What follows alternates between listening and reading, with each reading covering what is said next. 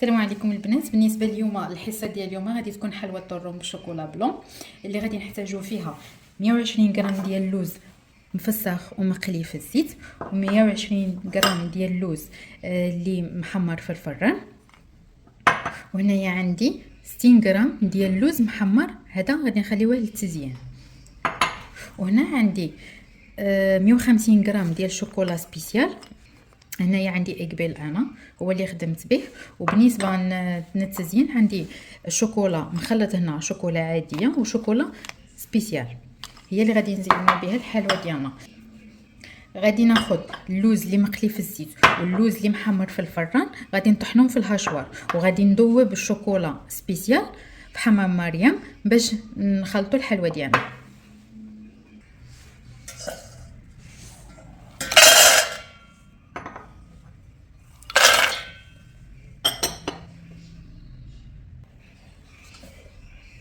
وهذا هو اللوز اللي طحنا، ما كنخليوهش حتى كيطلق الزيت، بالعكس كنطحنوه عادي هيدا بحال البودره.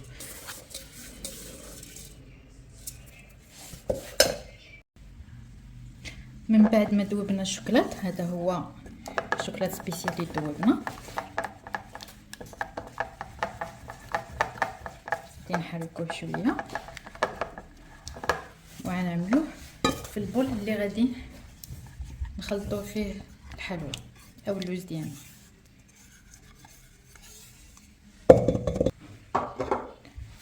بالنسبه للوز غادي نديرو شويه بشويه ونخلط باش الحشوه ديالنا ما تجيش قاصحه.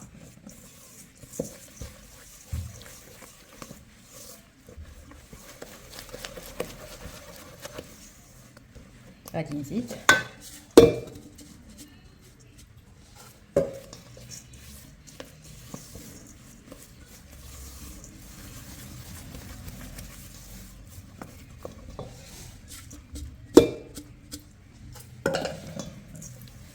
ما قلت لكم، غادي نزيد اللوز شويه بشويه على حسب القوام ديال الشوكولاته.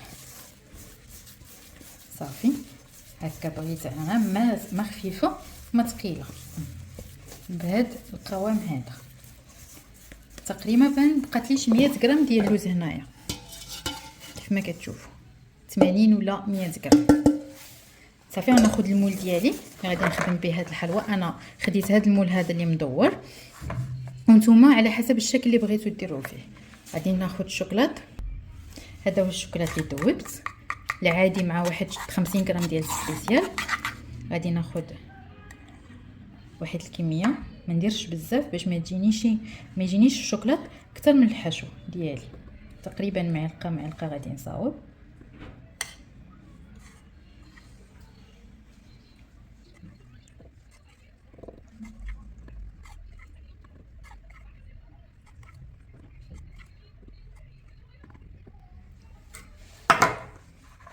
غادي نحرك المول بهذه الطريقه باش الشوكولات يمشي لي في القاعده ديال المول كيف ما كتشوفوا. غادي نخليه يجمد واحد شويه وندوز نعمل الحشو ديالي في واحد البوش باش تسهل عليا الخدمه. الحشوه ديالي عمرتها في هذا البوش هذا باش يسهل عليا نعمرها. ومن بعد ما جمد لي الشوكولاط واحد شويه غادي نعمر الحشوه بهذه الطريقه.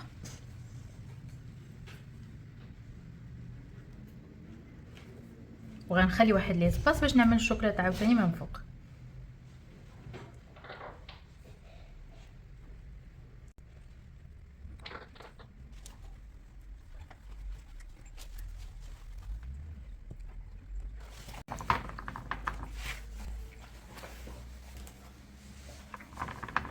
غادي نحرك السيليكون ديالي بهذه الطريقه، غادي ندخلوه للمجمد يجمد، وغادي نرجعو باش نديرو طبقه ثانيه ديال الشوكولاط البيض. من بعد ما جمد الحشو ديالنا غادي ندير الطبقه الثانيه ديال الشوكولاط البيض.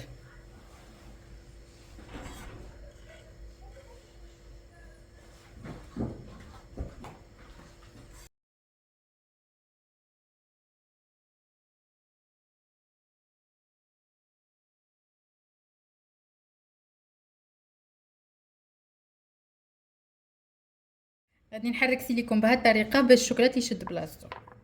غادي نرجع المول المجمد باش يجمد مده 5 دقائق وغادي ندوزو لمرحله التزيين.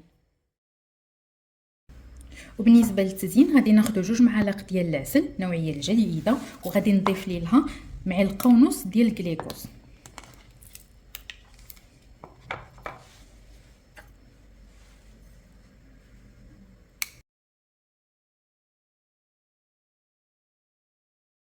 وغادي نردهم فوق نار مهيله حتى يوصلوا لدرجه الغليان. عاد غادي نزولهم فوق النار وغادي نضيف اللوز اللي حمرناه في الفران.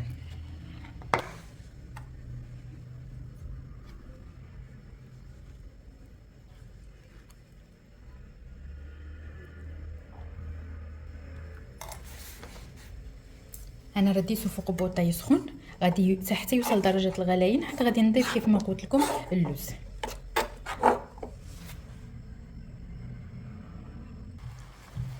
كيف ما كتشوفوا هو وصل لدرجه الغليان. دابا غادي نزولهم فوق بوطه وغادي نضيف اللوز ديالنا.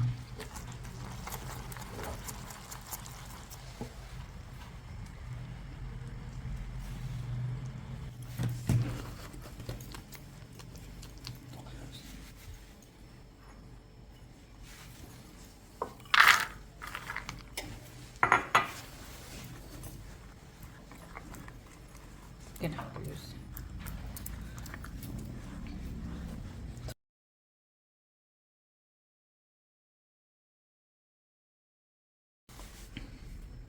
من بعد ما خرجت الحلوى من المجمد. هذا هو الشكل النهائي ديالها كيف ما كتشوفوا. غنحاولوا نزولوها من المول غير بشويه. هي هذه شي حاجه كيف كيجي فيها. ودابا غادي ندوزو باش نزينوها باللوز ديالنا. دابا غادي ناخذ اللوز وغادي نعملو في الوجه ديال الحلوى ديالنا بهذه الطريقه غير بشويه باش يجي في الديكور زوين.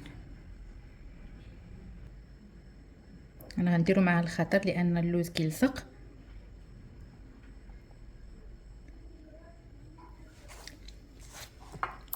ما نقولكمش المذاق اللي كيجي في هذه الحلوى. اللوز مقلي مع اللوز محمر في الفران كيعطي واحد اللذه زوينه بزاف، واحد المذاق رائع. هي واخا حلوه بسيطه ولكن المذاق روعه.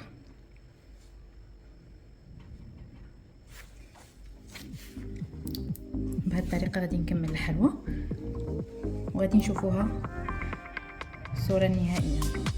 نتمنى الوصفه تنال الاعجاب ديالكم. الوصفه المقبله ان شاء الله.